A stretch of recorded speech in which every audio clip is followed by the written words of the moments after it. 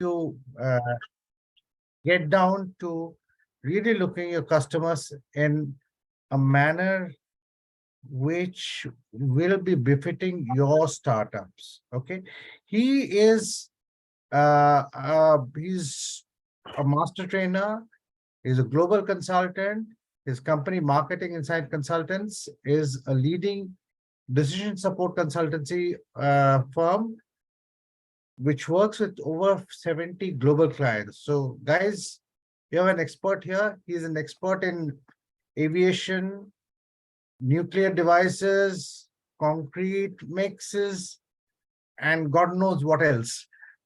Sanjay, over to you. And one thing which I wanted to tell you guys is we will have all the question and answers at the end of the whole session. But if you feel there is an immediate relevance to something what Sanjay is speaking about, please put up on the chat and Sanjay can look at that and then we can see if it needs to be addressed then or it will be addressed at the end of the session. Thanks, Sanjay. Over to you. Anything else? And Sanjay, please feel free to add something more because we know too much about you, but I'm sure I've missed out a lot of things, but go ahead. Let's welcome Sanjay.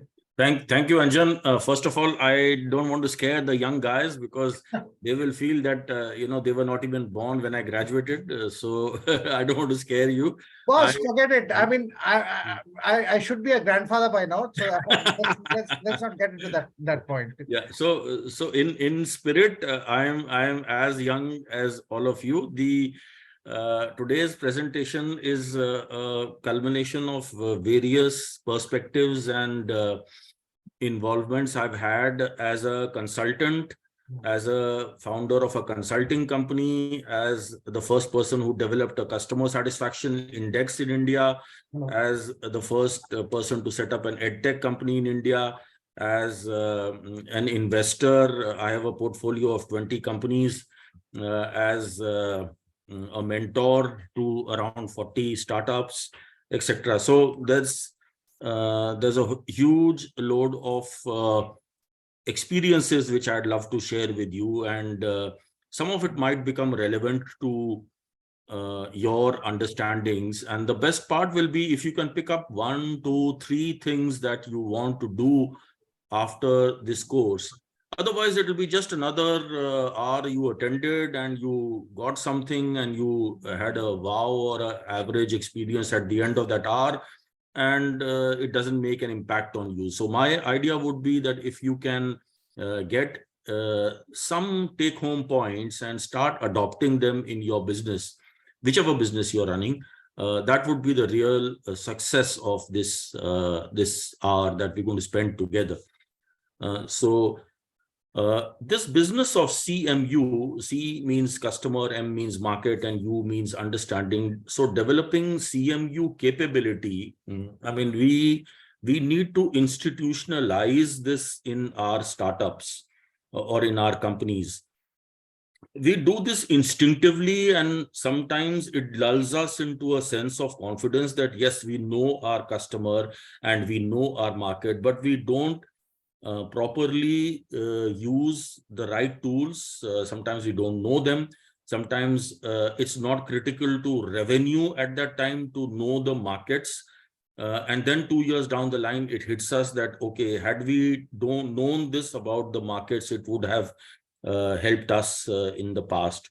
So my idea of running you through this 1 hour is to tell you how to inbuild these capabilities in your company as institutionalized, preferably processes, which can then be run in your company over a period of time. Some interns can come, your founders can move out, etc. But then this becomes embedded in your company. So that's the main idea. Okay. I am going to, it's not going to the next slide. Yeah, already been introduced, so that's okay.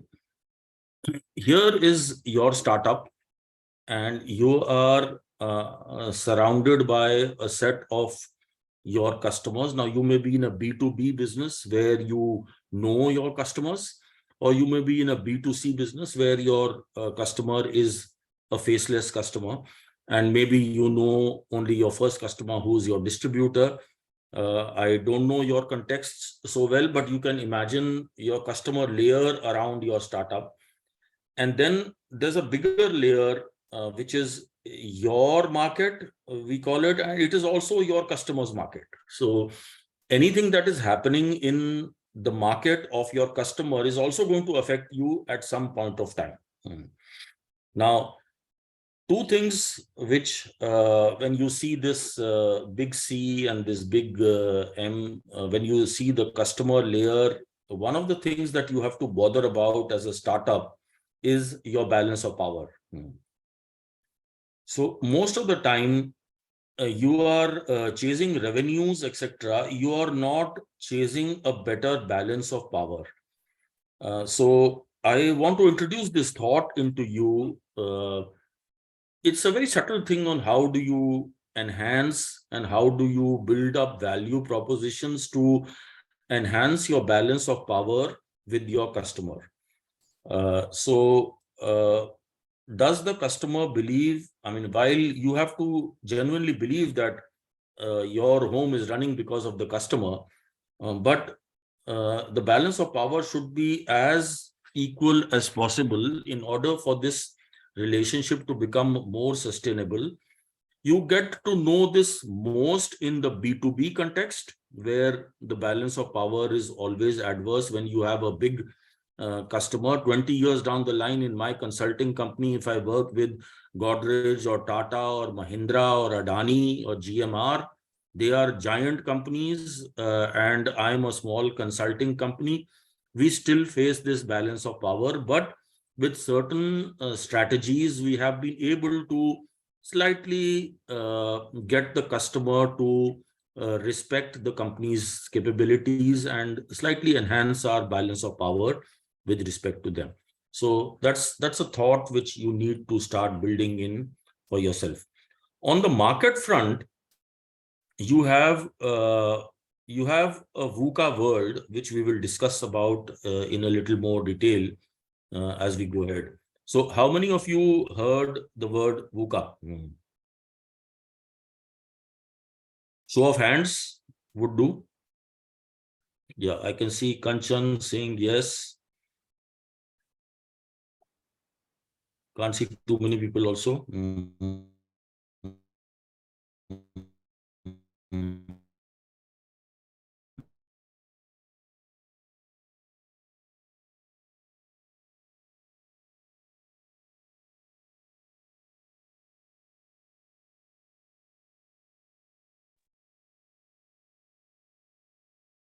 And A means ambiguity.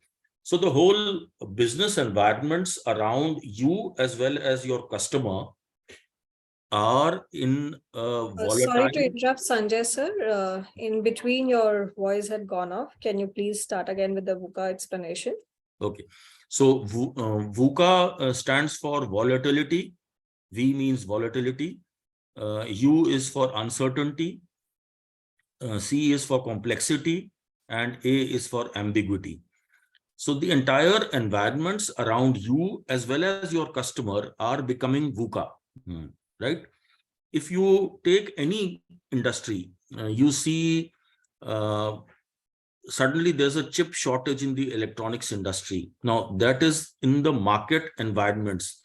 Suddenly it starts affecting your customers and then it starts affecting your business.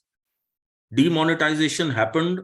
There is a whole bit of uncertainty for the next 2 years on what will happen to the MSME sector, what will happen to the unorganized sector, what will happen to, so there's uncertainty, there's complexity.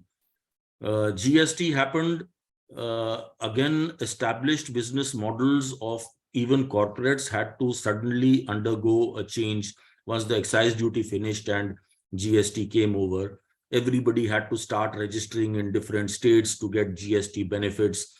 Every week there is a change on GST norms, so you have to start adapting to that, recognize that this is not what you're going to get as a benefit or as a set off or whatever.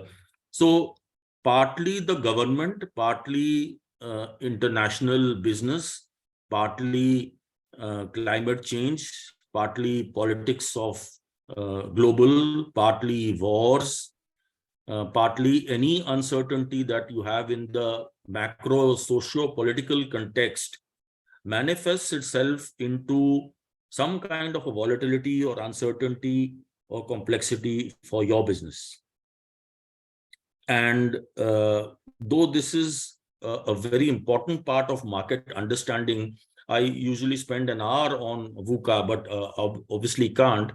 But I would encourage all of you to read about VUCA environments and how you develop capabilities to manage around VUCA. So one of the first capability you develop around VUCA is you develop an agile organization, an organization which is not having too many fixed costs, an organization which is not having too many assets, as asset light but competency heavy organizations with networks, with webs, with network webs which collaborate with each other creatively, innovatively to give you competency rather than saddle you with costs which in a difficult environment you are not able to bear.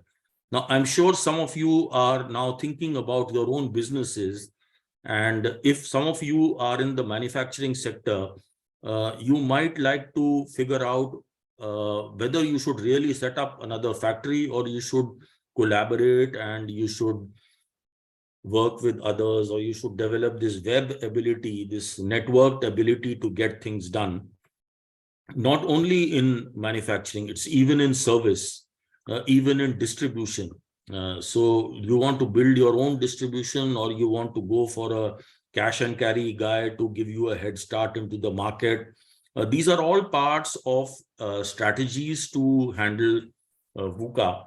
But the market environments are going to be very complex, increasingly more complex as we go ahead. You've seen how the war has affected inflation, has affected wheat supplies, has affected gas rates, has affected. So you know all this. It's happening around you. You probably not trying to see how this is implicating on my business, because you think it's, oh, I'm a small guy. I'm a small person running a startup in a sheltered environment. So I'm not too concerned about what is happening in my environment. So that would be very, very suboptimal. And all of you should assess how these VUCA environments, which are affecting your customers, are going to ultimately affect you, make your business more complex, give you challenges on leadership, how do you handle these things, etc. So your business scenarios outside, just a summary, is going to be complex, and you have to be able to be resilient enough, to be flexible enough, and to be agile enough. All of you must have known about flexible manufacturing systems, but beyond flexible, there is a system called agile manufacturing systems. So if you read about it, you will come across my brother, who's a leading professor in USA, who's done one of the world's most pioneering works on agile manufacturing. So in the Boeing plant in Rochester, they make dolls in the morning and aircraft parts in the evening. That is the kind of agility which they have been able to build up in the system. We are trying to adopt this agility. Now, imagine you were in the auto value chain. Maruti says, I am expecting orders for Baleno, and then those orders don't come. And then they tell their tier one supplier, okay, now you give me Ciaz components, not Baleno components. Now, if the supplier doesn't gear up, then Maruti faces a loss of 1 month production, because they got a demand of Ciaz which they were not able to meet, and they were saddled with parts of Baleno which are not selling. So it results in inventories, etc. And now everything in theory of constraints is around inventory management. So I'm sure you know that. And if you are somewhere in the auto chain, that environment around you is going to affect you. I'm just giving you one example. You can take electronics, you can take food, you can take any sector. The market environments for your large customers are going to affect you, and therefore build up flexibility, agility, and a network business model. I won't spend too much time on this slide because this is something about your own context also, but that also affects your decision making. When we, as a decision consultant, when we go to the company, when we go to company X versus company B, the market environments we present are the same, but the way the company takes decisions is based on internal dynamics, internal motivations, confidence, clarity, passions, uncertainties within the boards, within the CEOs, etc. The same way within a founder. So if founder is going through certain family issues or certain issues between co-founders and founders, the way you would respond to these would become different. And that is my case for building up institutional processes for handling these things, rather than leave it to okay, something that you'll do when it's convenient. So you're going to have a pace of change. You're going to have changing regulations. You have seen in the last 1 year, if you just get an intern for 2 days and ask him to give you what are the regulation impacts in your industry, and you will find how they are going to affect you. So it'll be nice to get that menu list together. You have globally changing value chains. You have AI coming. You have a new paradigm in human interfaces, machines. You have tech disruptions happening all over. You have business model disruptions happening all over. All this is the market outside you. And what you therefore have to do is to start in building capability. And I am talking of capability around 3 main stages of the business that you are in. So you are either in a product development stage, or you are in a customer acquisition stage once your product market fit has been done, or you are in a growth stage where you are trying to retain your customers and make them more and more loyal to your business. There would be other stages also, like you might be in a business which is suddenly prone to disruption, or because of regulation or competition, for example. You could also be in a fundraise stage. That time you have a different need and context for CMU. Or you could even be getting acquired by one of your customers, or a strategic buyout or something like that. So each startup, and think about your startups in these different stages. So figure out where are you into product development stage? Are you into customer retention stage? Are you into fundraise stage? And you probably will be able to develop an algorithm of what is more important to you in terms of the CMU understanding, right? We'll talk about a few examples. We'll talk about some case studies, and those, while I tell you about those case studies which I've done either as a mentor or as a consultant, you might be able to relate your business context with that.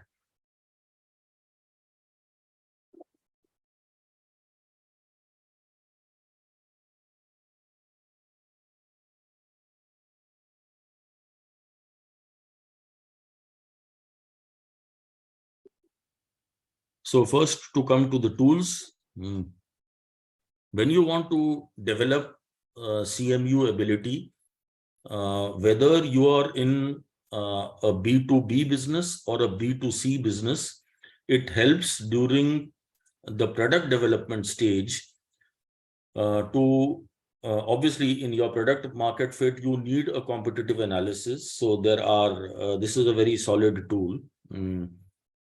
You need storyboarding studies, which are very low cost techniques in which you get a couple of people together who represent your customers or your customers' customers, and you start storyboarding with them on their usage, on their attitudes, on their concepts, on their motivations.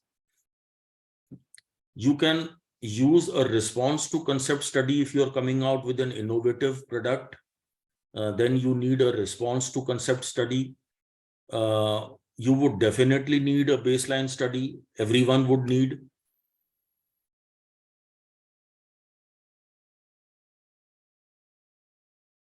In the B2C business, you would need a usage and attitudes that they have towards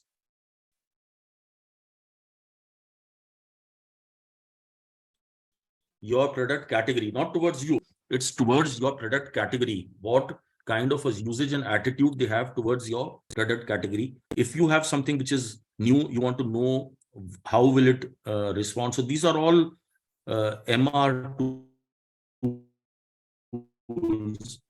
When you know that when you're doing a product market fit, most people don't do conjoint analysis. But if a customer gives importance to three things, which one, where are you going to push the envelope? Unless you have a conjoint study, you won't really know where to push the envelope. So let's say the customer gives importance to engineering, a customer gives importance to cost, the customer gives importance to timeliness of supply. Now, and he says all three are equally important to me.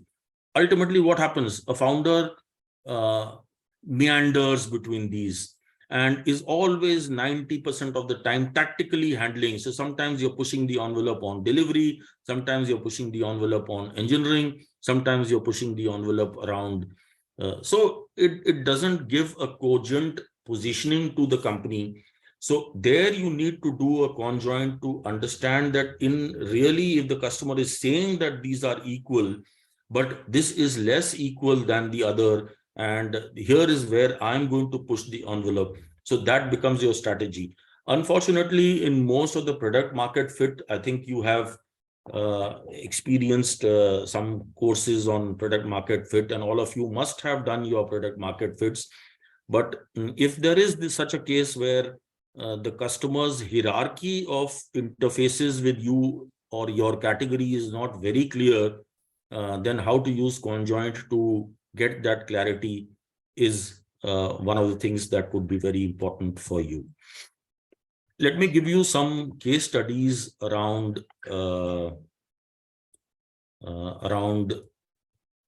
product development stages when the category was very new. So there's this NRI who came a couple of years back, more than maybe 15 years back, 12 years back. So he came with the concept of hydroponic vegetables, which at that time, India didn't know what is hydroponics and what is the way that you grow these vegetables in water. So these are exotic vegetables. And obviously, he thought that the first approach is you go to the 5 stars, and they are the ones who are likely to consume these as exotic vegetables. So we'll go to the 5 stars, we'll register with them, and then we'll start off. Now, that is the way most founders would think, because they would think sales. Obviously, your investor is pushing you for sales, for revenue or something. And then you get on to a track that seems to be the least difficulty in doing the exotic vegetables thing. So then when they approached us, so we said, but let's understand the customers and let's understand the markets. So they were, because they were NRIs, they were willing to put up that money to understanding the Indian market. And when we told them that in the hotels category, you are going to get the same price for the whole year, you are going to have to go through an aggregator, you're going to have at least a 90 days credit, etc. And when we mapped out the market and customer context clearly for them, for their core category of the 5-star market, and then we told them that this is a retail market, and this is at that time, there were a number of players who were emerging on high-end retail in the food sector. So Nature's Basket was a leading player at that time. I think it's withered away over a period of time. But So then the customer, he agreed with the CMU understanding, and he said, yes, I think 5-star is the wrong market for me, and I should go to the retail market where I can get my margins and not be stuck with credits for a long time, right? So this is just one example of how CMU understanding helps you in developing your strategy towards helping the market. We could talk of a case like, I think some of you might know this brand, Organic India. So their one-line query in CMU was, this product of ours is not tea. This product of ours is tulsi.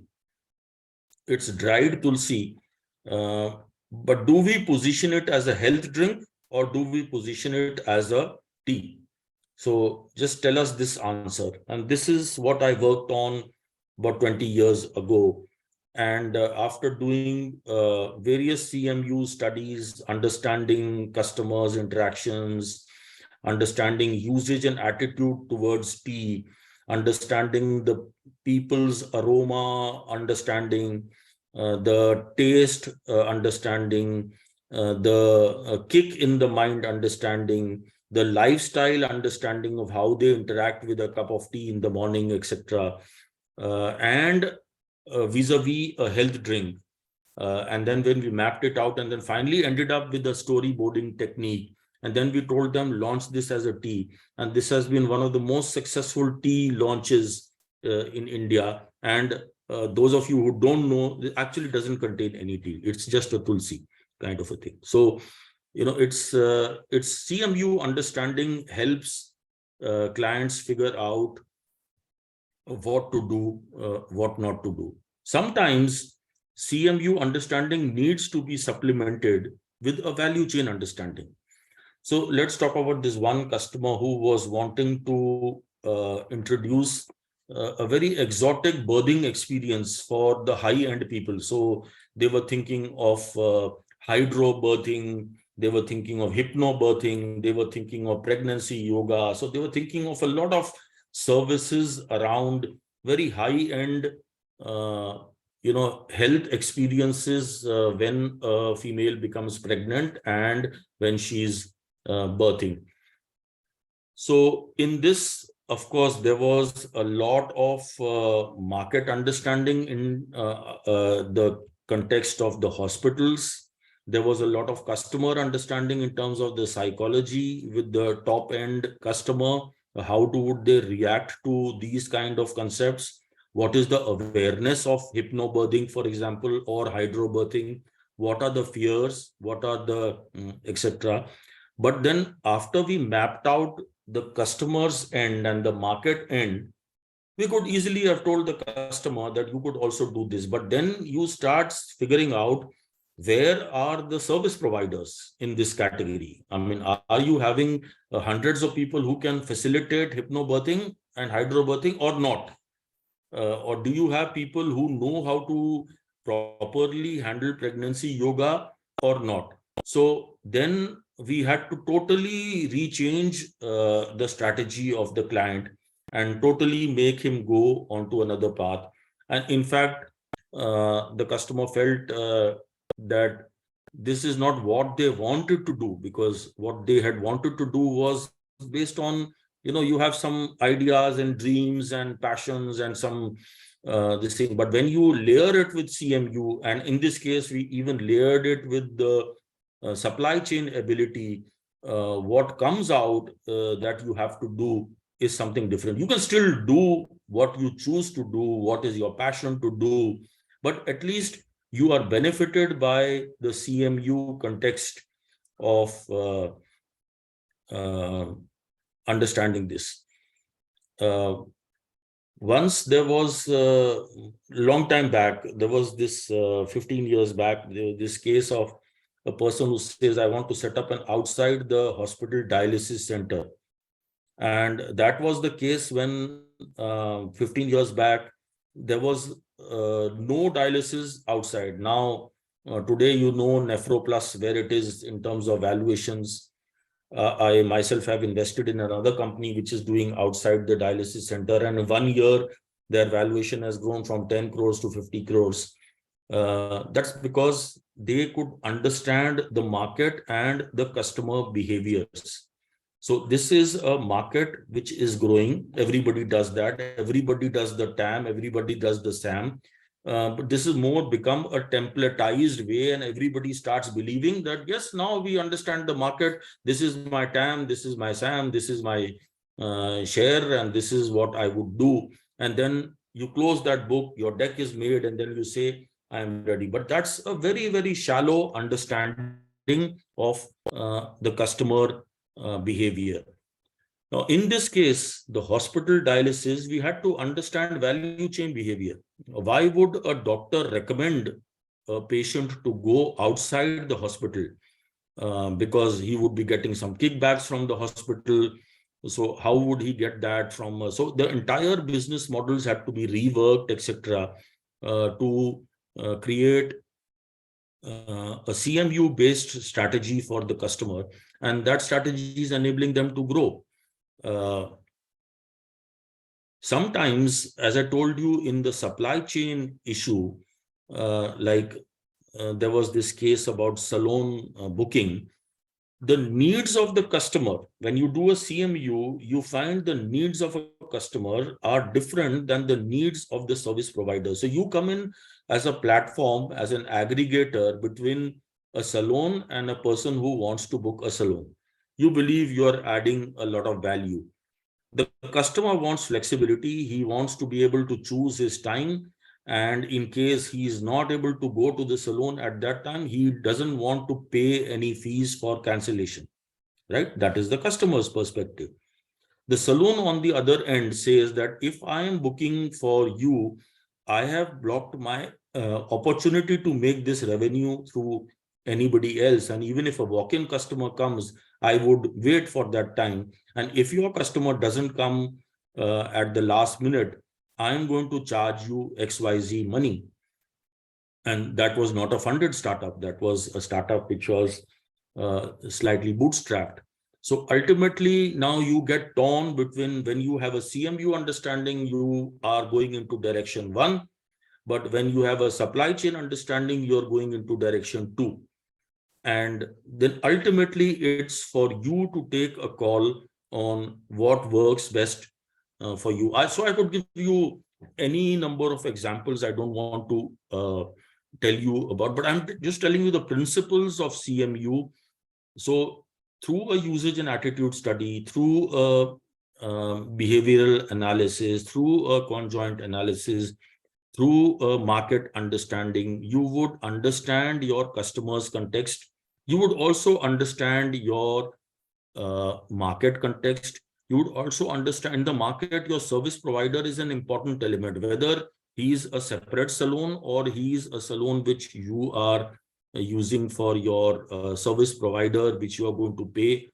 Whatever way it works, like in Hyderabad, that they would take it from the customer and they would pay the service provider, or in the saloon case where it's a separate saloon and you use them to get them some additional value. So in all these cases, the CMU understanding needs to be institutionalized into the company. And many times, as I have experienced at least 40 cases where we have changed the strategy of the company. Like I give you one example of that exotic vegetables case. We changed the strategy of the company between what the founder came as a thought, and when the CMU capability was built up and then the CMU understanding was given to the customer and the whole market was laid out, and then the customer said, yes, no, we should not do this, we should do this. So many times the whole business model, the strategy, etc., gets figured out around this.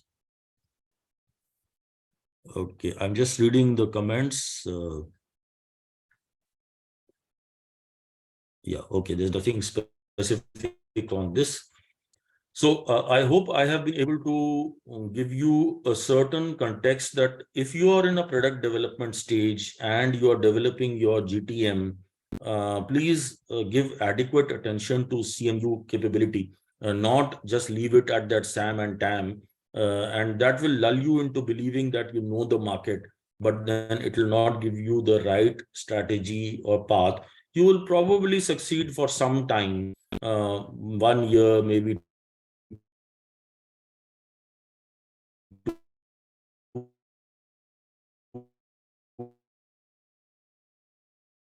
2 years, but it will be a lot of flowering over there.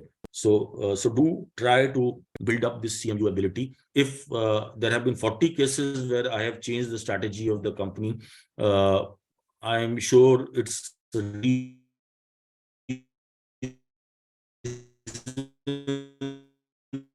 enough for you to believe that building this up, right? I don't know, there's some problem with the slide movement.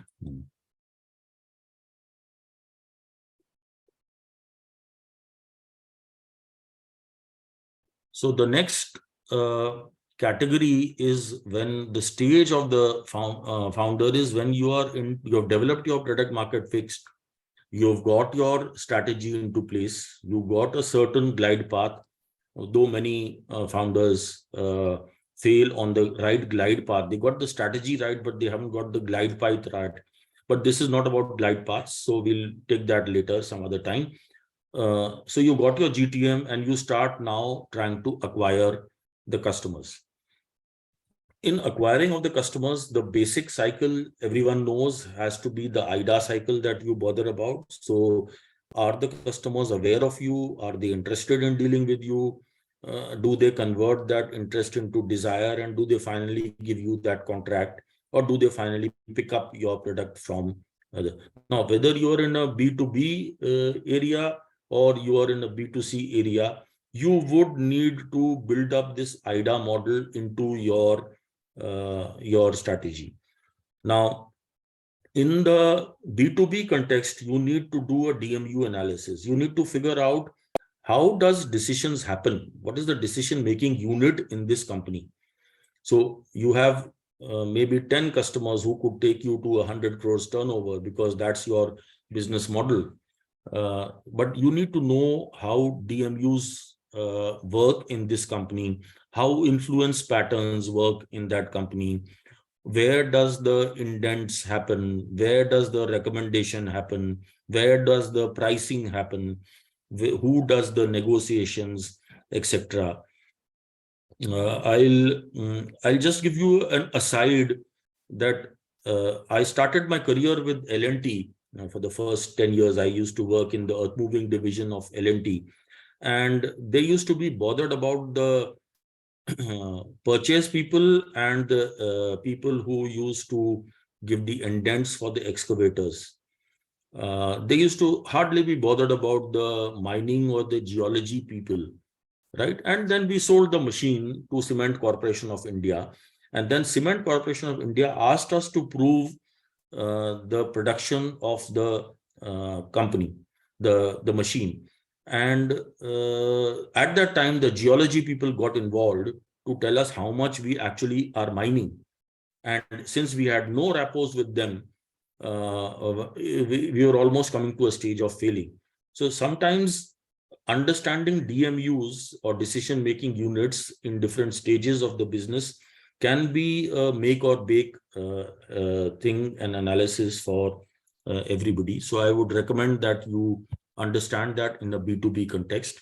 In a B2C context, you need to do a persona analysis. You need to develop customer portraits. You need to figure out what customer portraits you're going to do your business around. Now, you can't be, for example, doing a luxury business and then talk of low price. That won't gel, obviously. And this is instinctive, this you know. But you know this instinctively, vis-a-vis you know this by developing customer portraits and then saying that my brand portrait and my customer portraits, this is where it matches. My customer portrait and my brand portrait matches here, and this is where I'm going to do my business. So a persona analysis developing, you can use certain models for that to develop customer portraits. So there is a 7C model. There is a I think 7C model is a good model. Then you need to do segmentation studies under your strategy of STP. So which segment, how do you target, and how do you position yourself? So if your STP is aligned, then you have a possibility of a market success. But if you have not broken down your customer into segments, if you have not clearly decided which segment I am going to cater to, if you have not decided what is the targeting that I'm going to do to this customer, and thereby what positioning I should as a startup derive so that I appeal to my most cogent, my most immediate customer segment in terms of STP. So I figure out, and then I may have a peripheral segment, and there I may possibly make a sub brand, or I may make, sometimes in the same company we recommend a different brand or whatever. So in the B2C case, STP is the simplest tool that you can use. If you go for an integrated strategy, that becomes very costly, and you sometimes cannot afford to develop a full strategy. But STP is a definite tool which you can use to segment. Now, if in Delhi airport, you have a Tanishq and you have a store selling a scarf at 200 rupees, it's because for the first time in the world, we met 1 lakh passengers, and we developed segments of passengers. So we developed some 8 segments of passengers, and then their usage and attitude, and how much is used for gifting, and thereby what kind of gifting categories, etc. So the whole thing was laid out over a year.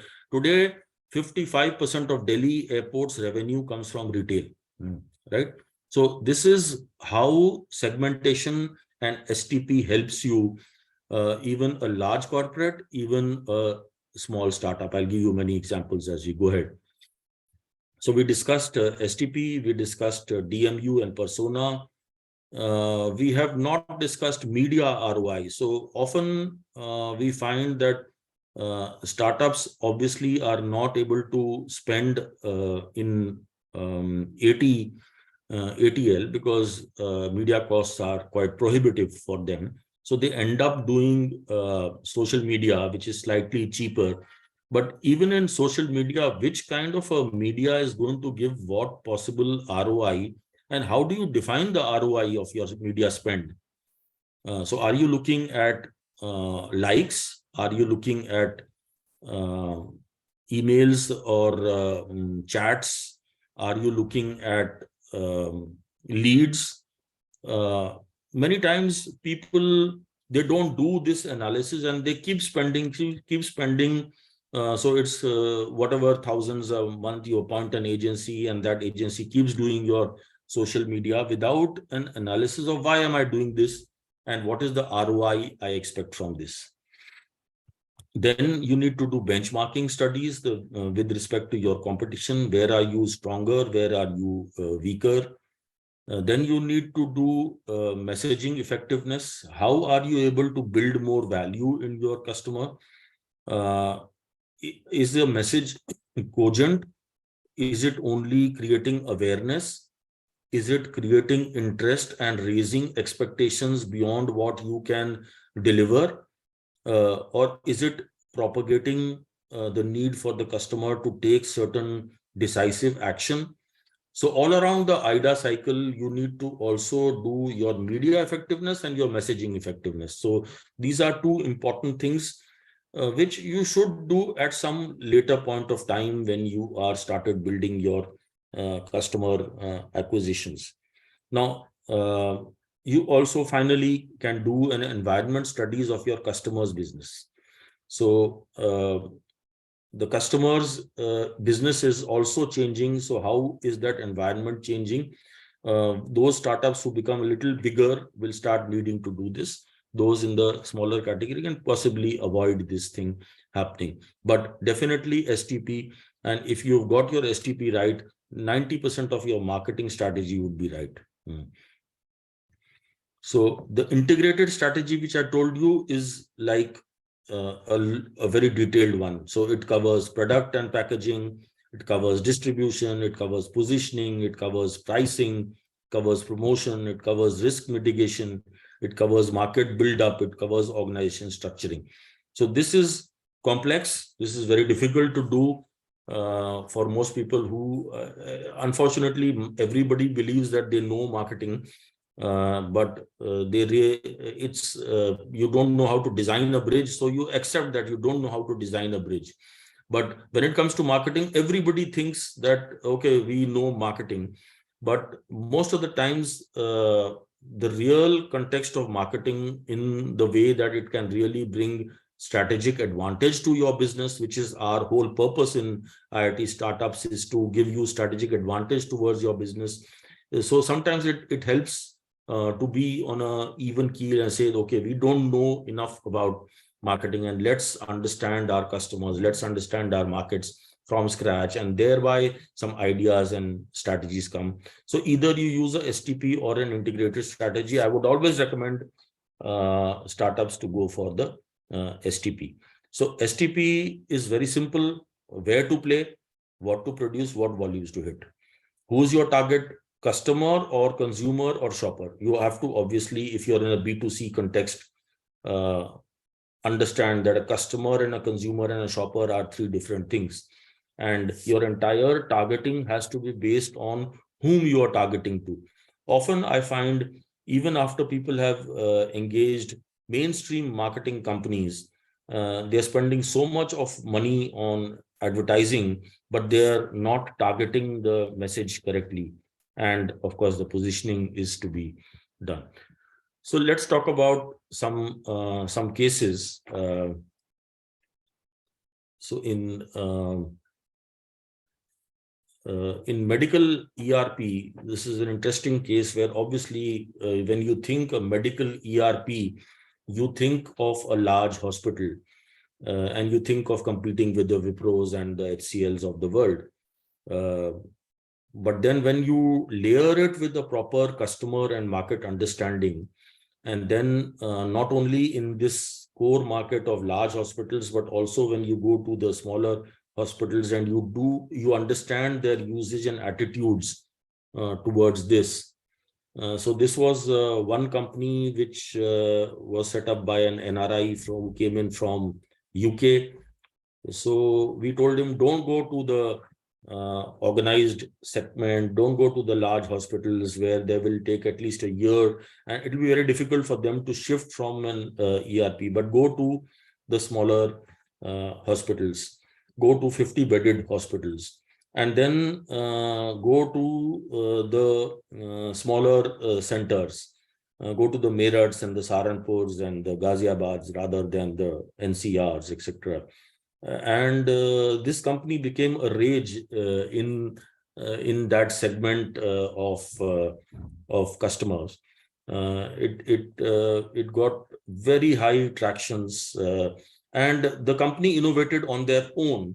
That's not something that I can claim credit of. So they started charging per customer. So they said, okay, if you have 100 patients being, give us 100 rupees per patient, kind of a thing. So, they innovated on that, and they became the rage, and they became a market leader in North India. So sometimes the CMU ability helps you in your strategy, in your market build-up, in your overall growth to market, also your entrepreneur's effort, which is required. So let's talk of latex backing of carpets. So there was this startup, which is a joint venture between an American company which makes latex for the carpet backing. And then they were failing for 2 years. And then they said, we need to really understand why we are failing. So we said, again, you need to do a CMU. And then when we understood the carpet market, and then a usage and attitude, and then we understood adjacent markets. And then we recommended them that get out of the carpet market and get into the bath mat market. And they just tweaked their product marginally. And today they are making something like a 35 crore rupees a year profit on bath mats, where India has become the second biggest bath mat producer in the world. Now, if you understand your adjacent markets also and develop this CMU ability, you will have a lot of market gain and you will have a lot of advantage in sales also. So it's not only with strategy, it's even in sales. If you go to the right customer and the right segment of customer, and if you target your messaging correctly, you will also get advantage in revenue cycles. So if you had continued on the carpet market, you would have continued making losses, but because you didn't think of that adjacent market. Now, once you specifically think, okay, let's institute a CMU now, and then you start understanding the adjacent market, you might find opportunities for yourself. Now, some of you would be doing this instinctively. I'm sure many of you bright young minds are doing this instinctively, and I'm not arguing against that. But what I'm encouraging you to do is to institutionalize these processes into your company. Now, the third level is when you are building up customers, when you're trying to retain your customers, when you're trying to build more loyalty programs for your customers, whether you are a B2C company or an e-commerce company or you are a B2B company, you always need to figure out. Many times, we have got, now IT tools have become so easy to be able to figure out. So what is required over there is satisfaction studies, and satisfaction operates at two different levels in the company or in your customer. So let's suppose you are a cosmetic producer, or you're a food brand, or you are a car brand, or whatever. There are certain set of factors which the customer gives importance to when he is purchasing, right? Now, maybe the brand value. So, the brand, and obviously you would recommend to spend in your brand. But when he starts using, then that brand and all doesn't mean anything to him. Then he is concerned with, or she is concerned with, a different set of factors. Now, my model is the only model in the world which indexes these two separately. So purchase satisfaction vis-a-vis use satisfaction, and you might treat everything as customer satisfaction, but you don't get so much urgency if you do that. If you just break this up into what are drivers of purchase, what are parameters which govern purchase satisfaction, vis-a-vis what are drivers and parameters of use satisfaction, you often get, just do this little bit analysis, very simple analysis, back of the envelope, over a cup of coffee, you can do this, and you'll figure out some strategies for your business. I'm guaranteeing you that. I've done this for hundreds of cases. So try to figure out when my customers interacting with me for purchase vis-a-vis use, what are the differences that he interacts. Now, my brand doesn't mean anything when I've entered the customer's home. Till then, it means something.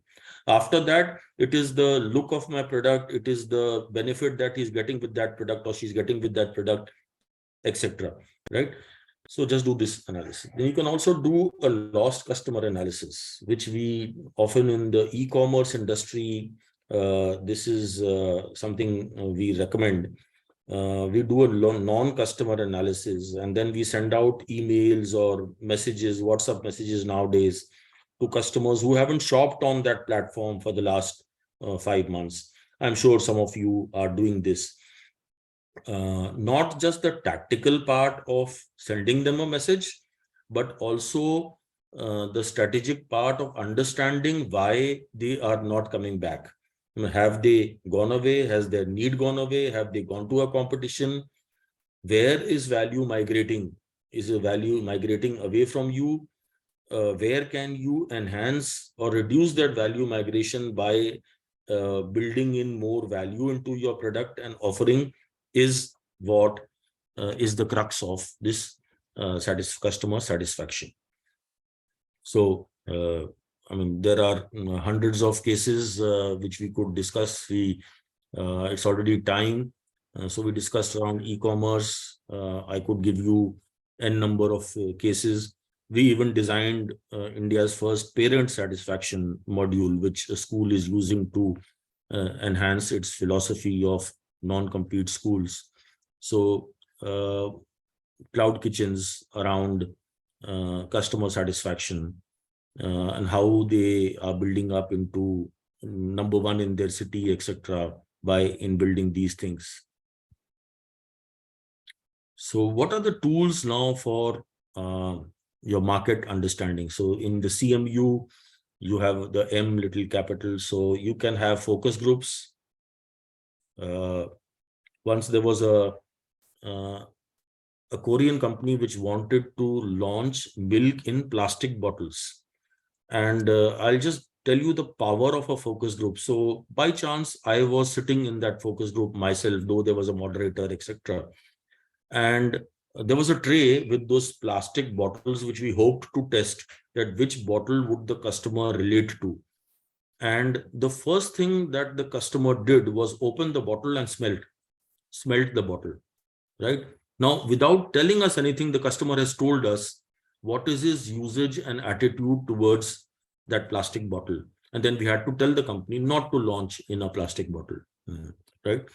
Because smell is one of the primary things. And then, of course, we did validation studies. So focus groups are very low cost. You can just get a couple of people into your homes, give them a cup of coffee or some snacks, and you if you of course have a professional moderator, it helps, but even you can moderate a focus group, and the kind of insights that you would get around your customers, especially if you're in a B2C business, will be very amazing. And you love to do this, and you love this, and it makes new friends also for you, and so you might try to do this. Then you have individual depth interviews, then you have triads, you have sentiment analysis, you have social media analytics.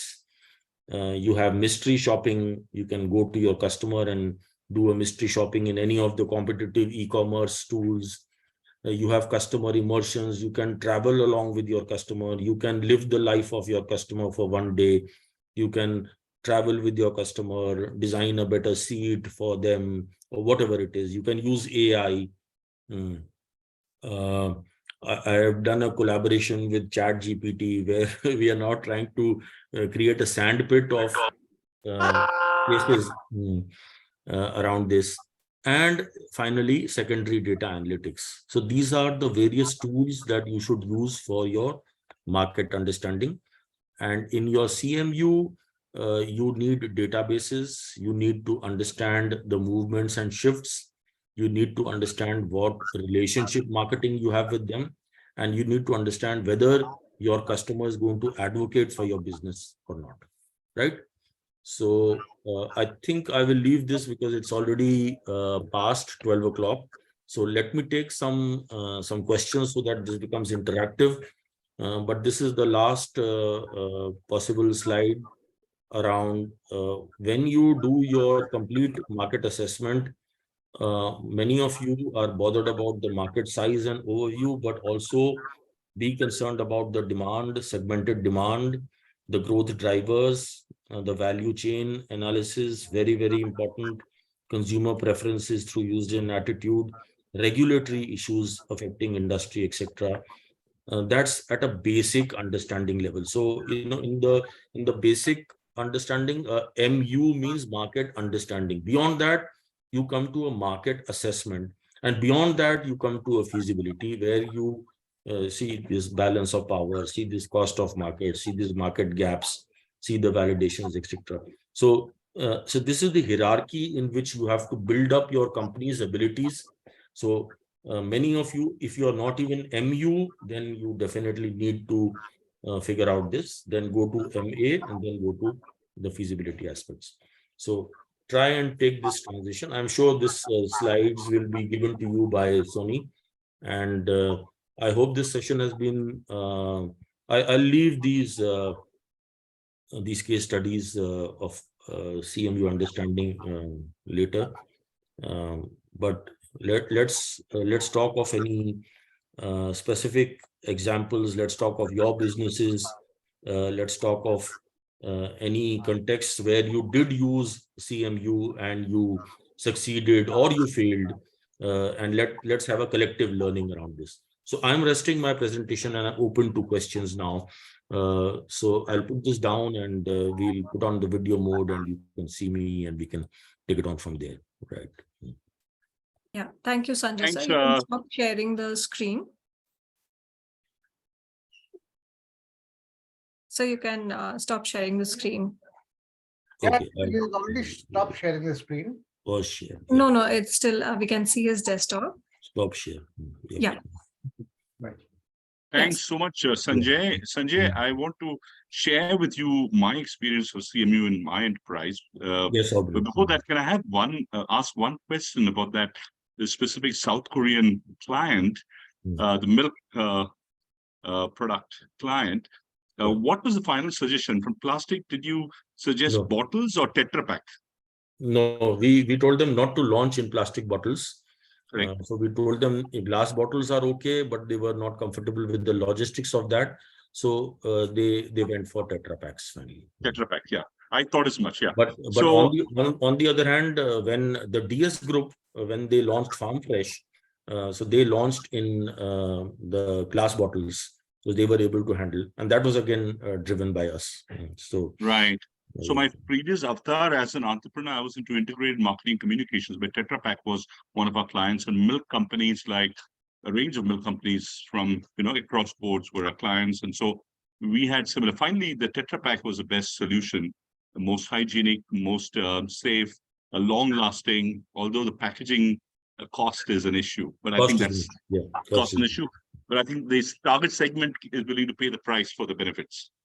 Sanjay, my experience with CMU application in my enterprise, when we started, we're a music academy, okay? Music academy, okay. We're into music education. We're a music tech company, music education. And 17 years back, when Google had not yet bought YouTube, we said, hey, this is a green field or enterprise we can get into. The company lacked music education in schools. So there was a whole challenge of building, policy in the country. So we shifted from Mumbai to Delhi because we knew we had to do two things at the same time. One is do the startup growth, do R&D to develop something unique in India, which can be scalable globally. So we did that, and get government policy change. So now music is a part of education. It's now a state center has passed it. It's now a state subject, and I think we'll see the rollout the next 5 years and the benefits of all the hard work. But starting way back, I remember we assumed that adults, we actually created our product for adults, music learning for adults, because many. So I think let me interrupt you. I think this is the main talking point. So where your assumption of the market vis-a-vis your CMU of the market was different, and how did it change you? If that would be collective learning for everyone. Yeah. Okay. So we assumed, because we were adults, and we assumed, I as a kid, I wanted to learn music, and I assumed. So we did a research, by the way, and the research showed that 99% of adults said they want to learn music. Okay, they missed learning music, and so we said, okay, we'll create the product for the adults. So we actually began the whole process targeting adults. And when we began the customer discovery and actual trying to get customers to pay, because paying customers is a proof that we've got the right product market fit, we realized that these adults were still in their prime of their careers, and they had a deep desire, but lack of time and the fact that they looked at their deprivation of music learning in their child, they passed it on to their children, and instead of themselves enrolled, they were willing to enroll their children. And so we realized what we thought way back then was not true. And so we shifted through that whole process of discovering the customer. Actually, the customer is a customer, the user is the child. And so that was the distinction we realized. And so we had to shift our The marketing. customer, shopper, consumer understanding, you got it and you derived. And wonderful. Excellent. Anybody else would like to talk about some cases? Thank you, Aubrey. You supported my point. Yeah, thank you. Sanjay, for me, it was a reinforcement, only that shit that you shared. Hi, Sanjay, this is Rajkumar here. Our product, what we are realizing, we are trying to sell our application to the construction Wonderful. operations part of it. Anybody? Yeah. Yeah. I am your mentor, so you've done the STP well, and you've got some contrary views in your IIT startups also. But we stuck with the STP and keep it at that. I think you'll be fine if you keep it at that. Yeah. Thanks.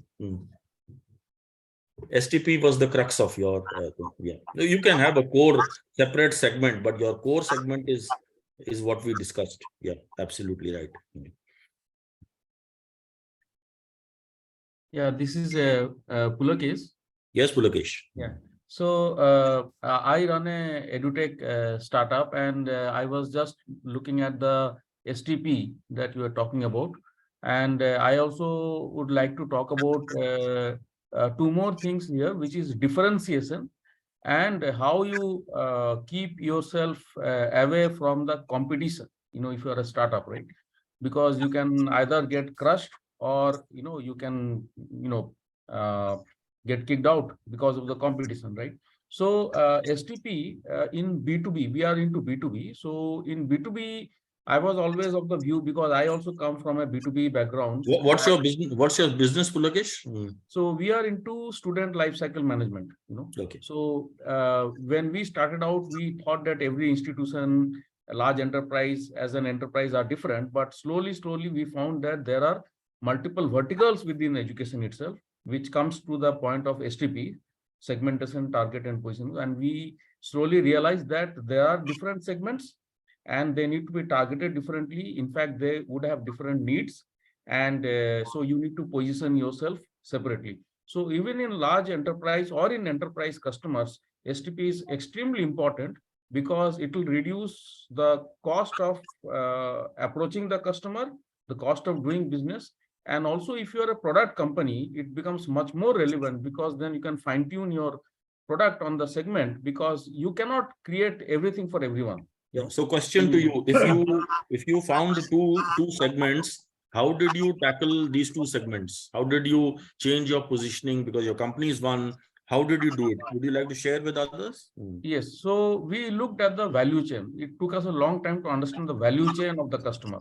So we were thinking that the value chain is related to the enterprise, modules, which is financial accounting, purchasing, and all this. But later on, we found that the value chain is actually the life of the student, as the student comes in and as the student goes out. And so we found that there are two distinct needs of a education customer, because one of our largest customer is basically a government of Odisha Department of Technical Education and Training, which is more than 100 institutes. And what we found is that the needs of each of these segments are different. Some segments are more towards student life cycle. Some segments may be more towards the. Okay, so did you treat is your customer the actual student, or is your customer the government of Odisha? Our customer is the government of Odisha. So, so the customer is the one who is actually paying. That's how we look at it. But then there are users, right? And so there are different stakeholders in an organization. I think you addressed that in one slide, where you said that you have to look at who are the people who are taking decisions. Right? So there are typically 3-4 people taking decisions. So anyway, coming back to the point, so we actually found a lot of traction after we really understood the segments. So for example, for us, university is one segment, because we find that the university needs are distinct. So segmentation, I would say their needs are distinct and it's separate from, you can separate them from others. So your solution has to address those needs. Right? Can you please put on your videos? I'm not seeing anybody's videos on. Pulakesh, at least definitely the person who's speaking, he should keep the videos on. Yeah, one moment. Actually, my video doesn't work actually. Okay. Sorry, actually, yeah. There is some, with the Zoom or something, there is some issue. What I'm trying to tell is key. So the segmentation and then the target and the positioning. So the positioning is also again based on the segmentation. So that is how we have been STP able is to. linked. Give us practical example of how you used for one segment, what targeting did you do and what positioning did you do. Then it's a learning point. Otherwise, it's a story, and I'm sure people would like to see the learning point. Yeah. So I will give you the example of Manipal University, which is our one of our case studies. So they already had solutions like SAP, PeopleSoft, and all this, but they were not working for them. So when we stepped in there, they clearly told us that here is the problem that I am facing, which is when the examinations are happening and are completing, I want to start my new semester as quickly as possible because I need to collect fees and everything. So the time gap between the end of the examination and the new semester has to be as low as possible, preferably about 2 weeks, 1 to 2 weeks. Now it is in the months. Okay. And we have a lot of financial issues related to that because students who are going to the next semester, now their fees need to be reversed and blah blah blah blah. So we found in the course of our discussion, and actually the customer themselves told us, look, my value chain is actually the student. And you please give me the solution as per how the student is coming Okay, in. And I can say that maybe you got it instinctively right, but I would like you to properly understand the difference between a paying customer, the actual user, and the value chain. I don't think the child is a value chain. I think the child is the consumer. The value chain is something which enables you to bring that customer or consumer into a better thing. So you may like to adopt a better value chain analysis, but you got it instinctively right and you're doing a good business. Fantastic. But do institutionalize CMU capability into your company. Yeah. You would need it. Yeah. Yeah, for the interest of time, can I request everybody to keep their questions precise and pointed? Okay, what we will now do is I'll request one more story, one more. Anyone else would like to quickly talk about their experience or their case study, and then we'll take any other questions.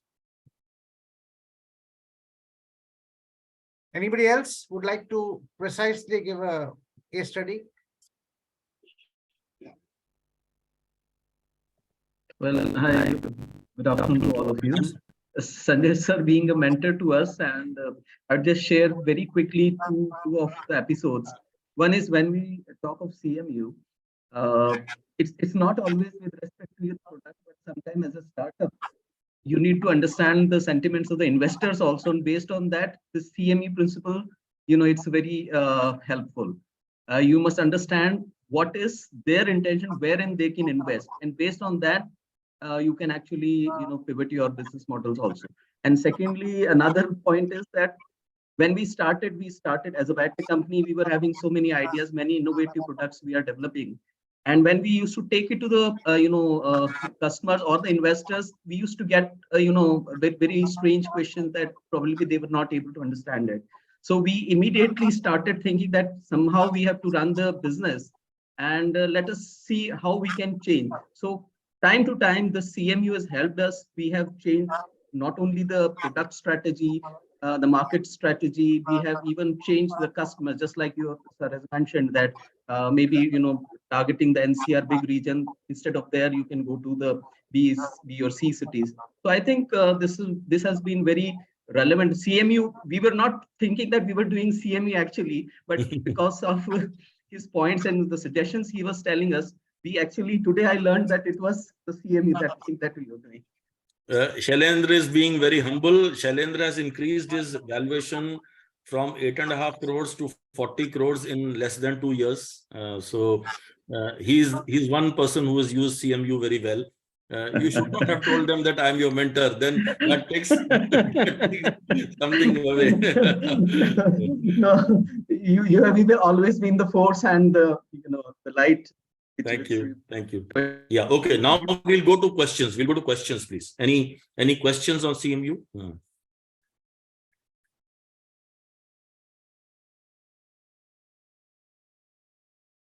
One question, and I know it's subjective, Sanjay, but still I'll ask. You know, you listed out the 8 or 9 points of interacting with customers, like group discussions and many others.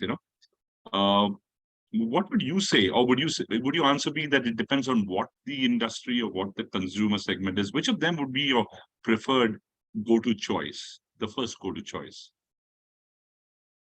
So I think focus groups is the go-to choice because Okay. you're actually trying to even develop a market understanding, or what we call from a technical marketing, because I'm a technical marketing expert. So we would like to develop a hypothesis which we would then test through a null hypothesis theory or whatever. So I think in the generating of that hypothesis, one is what you and your co-founders believe. That is one hypothesis towards the market. But the hypothesis generation is done by this heterogeneous focus group. So you get a couple of heterogeneous audience into a room, 7 or 8 of them, and then you start talking, and then they start talking, and then you record what they do, and you keep hearing their videos all over again, and then you'll get some hypothesis. And that becomes the things that you then start testing out. Once your hypothesis gets tested out, then you develop your strategy. If you develop your strategy in isolation to that, then it will be suboptimal. But this is the right way to do it. So focus groups would be a good starting point. Testing. Thank you. Yeah. Thank you, Sanjay. And it's very easy to do also, focus groups. I agree with you. I prefer focus groups. It's a good starting point, and then you can go deeper and then wider. Yeah. Any more questions?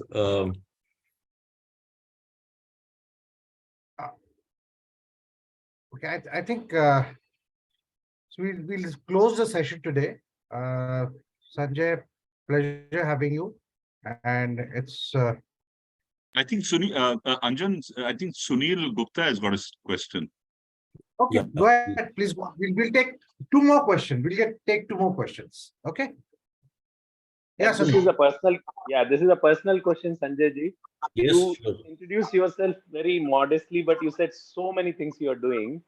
So, what's your personal lifestyle which makes you so focused and so dispersed? Also, what helps you keep kicking it so well? Yeah. Very intelligent question, but I studied the Chinese philosophy, and I am very influenced by the Chinese philosophy, which is basically around the yin and yang. Right. So a pair of opposites can exist in a person very harmoniously, which Right. is contrary to the Hindu philosophy, which tells you to either go here or go there. So I got influenced by that very early on in my childhood. So Right. I'm an extremely restless person. I'm an extremely hungry person. At the same time, I'm that much more strategic and that much more patient also, and that much more disciplined also. So I think Yeah. any of you would like to at least understand the yin and yang theory of Chinese philosophy, it will definitely benefit all of us in life. Amazing. I'd like to end with just telling you how I got into marketing. My closest friend in Roorkee in those days was Manjeet Yadav, and his father had signed the license of Maruti. And this was a time when even in your factory, if you wanted to move a machine from one place in your factory to another place, you needed a government license, right? Some of you would not probably even think that this could have happened in India at one point of time, but that was the case. So his father had signed Maruti's license, and he told us, you get into a job for 1 year and I'll get you an ancillary. So I joined L&T marketing. My friend joined telco manufacturing, and that time Tata Motors was called telco, and we both had the idea, but my friend didn't have the vision. It went into that way. And I have another course which at some point of time, if Anjan and Sony would like to, it's a course on knowing yourself. So I think I'd like to just tell you that I got into marketing because I knew myself that I can't fit into doing a standard thing. I need a lot of innovation. I need a lot of change, etc. So I think your business as an extension of your own personality is my next course on. Sometime maybe a couple of months later, we can have that also. Sure, we can check note of that. Sanjay, that would be very nice because we are talking about innovations, and I think startups without innovation and all that are nowhere. And in today's market, That might yeah, today's market, the more you are able to imbibe and inculcate and project that innovation, the success is much higher. yes, absolutely. So again, some of the work which you have done in innovation also we can share sometime. Right up to policy level, we are trying to make change because the government wants innovation, but they are actually incentivizing R&D. So in the government policies, there's no incentivization of innovation. There's incentivization of R&D. And the relationship between R&D and innovation is unknown in the country. So we proposed, and through certain models, I have created for the first time in the world, we've studied 8,000 SMEs in India. And then we have created a model to find out the relationship between R&D and innovation. And sadly, it's only 11% of R&D really manifests into innovation. So the government policies are now being tweaked to figure this out. We also worked with National Innovation Foundation. The grassroots innovation, we are their go-to-market partner. So there's lots of case studies around innovation, and we can take you through that. But Anjan is very right. All the time, because the market environments are VUCA, the companies which are innovative and rapidly changing their business environments, internal environments, are the ones which are going to succeed. So in fact, along with Pankaj Chandra of IIM Bangalore, who was a director, we have mathematically proven that innovation is the source of competitiveness.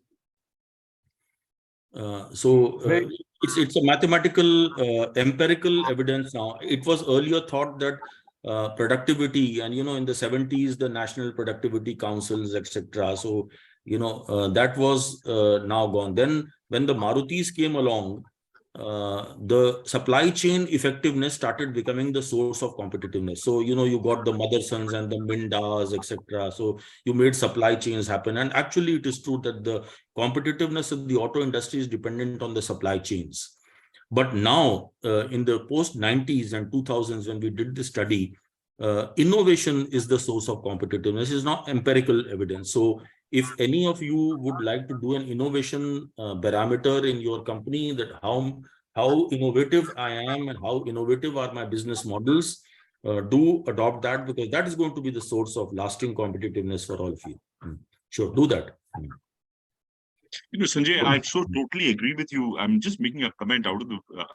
I hope it's not out of the way. Yeah. Okay. Okay, Anjan. Okay. Yeah. Let's quickly, because I think you've made enough comments.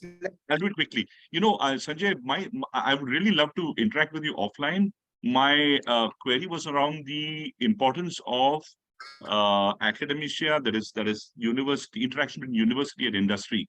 Most students go into MSc and PhD, and then they go off into the R&D mode, whereas the application is missing. And if we could adopt the German way of apprenticeship, we have internship, but if we could do apprenticeship, let's say the 8th semester is completely industry, not in the university. But those thoughts we can discuss later. Thank you. I've been attending seminars for last 40 years.